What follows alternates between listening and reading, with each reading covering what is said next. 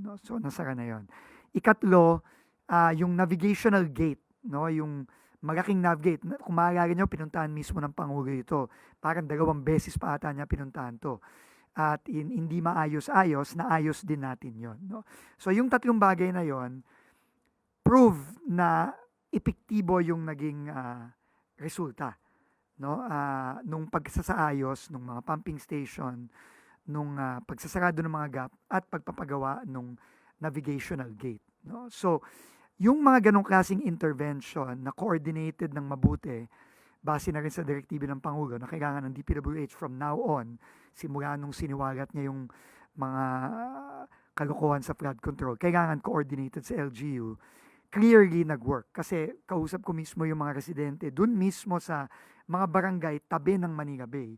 Sila mismo nagsabi na hindi sila masyadong parang hanggang ano lang, hanggang ankle lang yung kanilang yung na-experience nilang baha.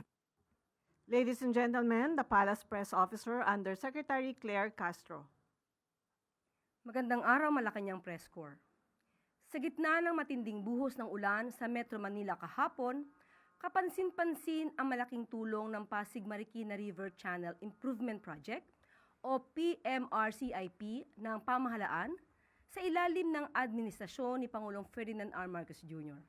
Dahil sa proyektong ito, hindi umapaw ang ilog at naprotektahan ang mga residente ng Marikina at Pasig City mula sa matinding baha, lalo na't ilang linggo nang walang tigil ang malakas na pag-ulan.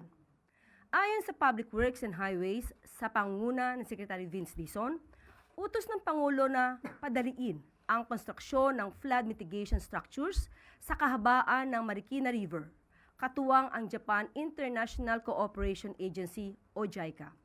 Sa ngayon ay nasa 53% na ang construction project ng naturang proyekto.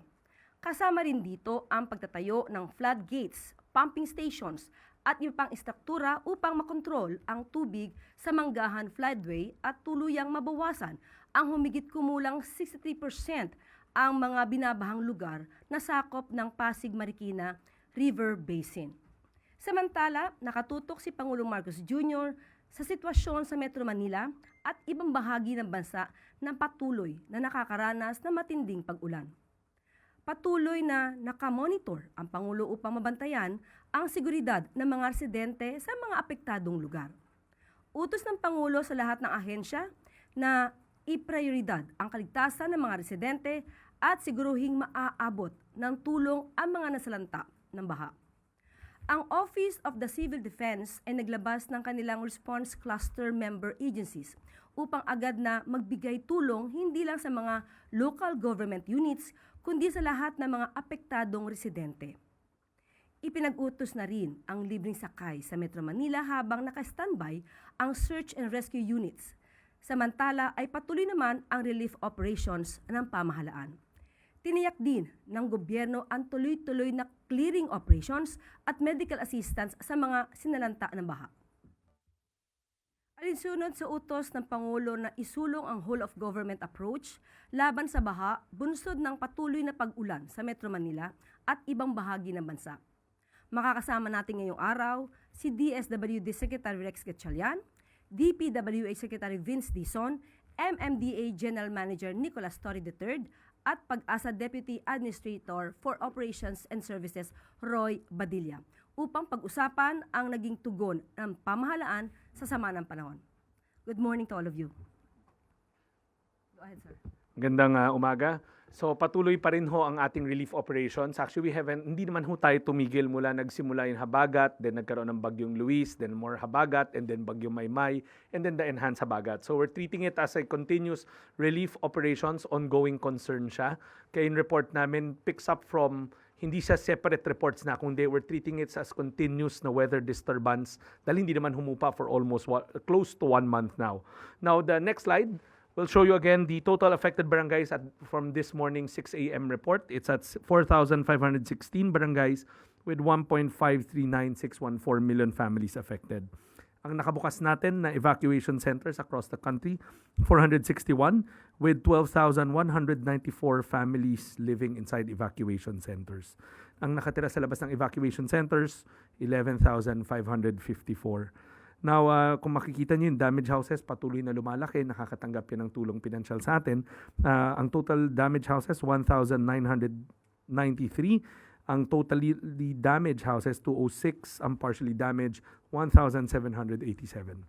Now, the next slide. Kung mapansin nyo, lumalaki yung numero compared to what we showed last week. Ang total family food packs released na natin is at 1,057,972. That's across the country with a bigger bulk going into Central Luzon, Region 4A, Ilocos Region, and Cordillera. Meron rin tayong portions ng Region 4B, most especially yung Mindanao Occidental. We've released 17,291 ready-to-eat food boxes. These are normally distributed in RoRo ports as well as seaports kasi naaantala yung biyahe ng mga pasahero natin. Then, nag-release na rin tayo ng 12,740,000 na non-food items. These are the other kits. Yan yung mga kitchen kit, sleeping kits, hygiene kit, family clothing kit. Total cost of humanitarian aid is at close to 717 million already. We project the numbers to keep on going up kasi even as this morning, we're still getting new requests for augmentation ng mga local government units. Remember, the last mile o yung pag-distribute sa residente, responsibilidad yan ng mga local government units natin.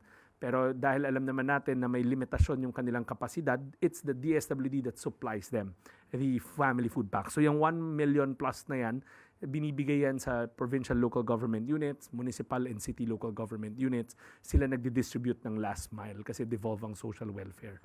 Now, the next slide will show you, last week malaki pa yan but now our national stockpile is at 4.228458. Ibig sabihin yan yung mga readily available goods natin na pwedeng i-distribute spread across 1,000 warehouses. Now, remember, nung una ko yung pinakita sa inyo, nasa 5.2 yan. So, naglabas na tayo ng 1 million in 1 week's time or a week and a half's time. Kaya bumagsak siya to 4.2. But to assure everybody, the production plants are running in full scale. So, hindi yan bababa na lubhang malaki. So, right now, the Luzon Repacking Center is running at 22,000 family food packs a day. The Visayas Center will be running at 22,000 come middle this week. Kasi we're also starting to get requests from it's augmenting yung mga areas na tinatamaan ng pabugso-bugsong habagat. Ang message namin, hindi dapat mag-alala ng ating mga kababayan. May sapat na pagkain na nakaimbak sa mga bodega ng DSWD nationwide. This number will continue to grow. So kung wag naman, kung ano pang darating, ready naman ho ang inyong pamahalaan. So that's it for the side of the relief operations. Actually, after this, I plan to personally oversee the distribution in Quezon City, then go up to Pampanga, in Macabebe, and Bacolor to check on those, and then tomorrow we'll go to Bulacan naman to look at Hagonoy, Kalumpit to make sure na yung distribution is going smoothly. Kasi again, ang laging tanong sa amin is, sino ang nagdi-distribute on the ground? It's the local government units, but we make sure that we monitor na nadi-distribute efficiently and in an orderly manner. So I'll give the floor back to Yusek Claire. Secretary Disa, next. Magandang umaga. So, ikot po tayo base sa direktiba ng Pangulo. Nag-ikot tayo kaninang umaga, kagabi at kaninang umaga. At awa ng Diyos po, bumaba na, tumiga na yung tubig baha, lalo na sa bandang Quezon City area. No? This morning po, nanggaling ako ng Navotas para i-check lang yung Kamanava area. Si Sec Rex would know this very well. Dati siyang mayor ng Valenzuela. So, prone sa baha ang Kamanava area. Pero awa ng Diyos sa Kamanava, relatively hindi masyadong mataas at mabilis humupa yung baha nitong nakaraang araw despite yung record rainfall kahapon. No? Sa Navotas, para lang maintindihan ng mga kababayan natin, nung pumasok tayo late last year, meron tayong 4 na ginawa sa Navotas. No? Para lang maintindihan natin kung ano ba talaga ang dapat gawin sa mga flood-prone areas and ano yung nakikita na nating mga epektibong intervention. No? Ang unang-unang pinagtulungan namin ni Mayor John Ray Chanco at ni Kong Toby Chanco sa Navotas is pinagana namin yung 6 na pumping stations na matagal nang hindi gumagana. No, 6 yan nakakalat sa along yung Manila Bay, at napagana na natin yon. No, ikagawa, may mga gaps dun sa mga dike na naiwan from the past years. No, sinara natin yung mga gaps na yon. No, so nasara na yon. Ikatlo, yung navigational gate, no, yung malaking navigate. Kung maalala nyo, pinuntahan mismo ng Pangulo ito. Parang 2 beses pa ata niya pinuntahan to. At hindi maayos-ayos, naayos din natin yon. No? So yung 3 bagay na yon, prove na epektibo yung naging resulta. No? Nung pagsasaayos, nung mga pumping station, nung pagsasarado ng mga gap, at pagpapagawa nung navigational gate. No? So, yung mga ganong klaseng intervention na coordinated ng mabuti, base na rin sa direktiba ng Pangulo na kailangan ng DPWH from now on, simula nung siniwalat niya yung mga kalokohan sa flood control, kailangan coordinated sa LGU, clearly nag-work. Kasi kausap ko mismo yung mga residente, dun mismo sa mga barangay tabi ng Manila Bay. Sila mismo nagsabi na hindi sila masyadong parang hanggang ankle lang yung kanilang yung na-experience nilang baha at lumabas kagad yung tubig. So, clearly, kung uulitin lang natin yon sa iba pang mga lugar, lalo na sa Bulacan, no? Kinikwento ko nga kay Sec Rex kanina na nanggaling ako ng Kurumpit at itong mga susunod na araw, pupunta naman ako ng Hagonoy at Paumbong. Yung model ng Navotas at ng buong Camanava area, tingin ko, example yan. Sa Valenzuela, halimbawa, merong laging binabaha dyan ng matagal na yung pumping station natin, Secrex, yung Wawang Pulo, no? Laging binabaha yun. Ngayon, nung napagana na namin yung pumping station doon, again with the help of the city of Valenzuela, hindi na binabaha yung Wawang Pulo ngayon, no? So, meron tayong mga nakikitang mga improvements, pero syempre, lalo na sa volume nung ulan kahapon, marami pa rin talagang binaha. And isa na yon yung pinuntahan ko kanina ding umaga, yung E. Rodriguez at G. Araneta. At ang main na nangyari doon, umapaw na po ang San Juan River. No, kasi ang Quezon City, ang tinatapunan lang ng tubig baha ng Quezon City is San Juan River. Yun lang ang major tributary sa Quezon City. Merong isa pa pero sa ano na yon, no? Sa norte na yon, sa may Fairview na yon, no? Nakalimutan ko na yung pangalan, yung Tuyahan River, no? Sa norte na yon, pero sa sentro ng Quezon City, ang tinatapunan lang ng lahat ng tubig baha ay ang San Juan River. At kapag ang San Juan River umapaw na, wala na talagang pupuntahan ang tubig baha sa Quezon City. So umapaw siya at approximately, Jen Torre would probably know the exact time, but I think around 1:30 p.m. yesterday.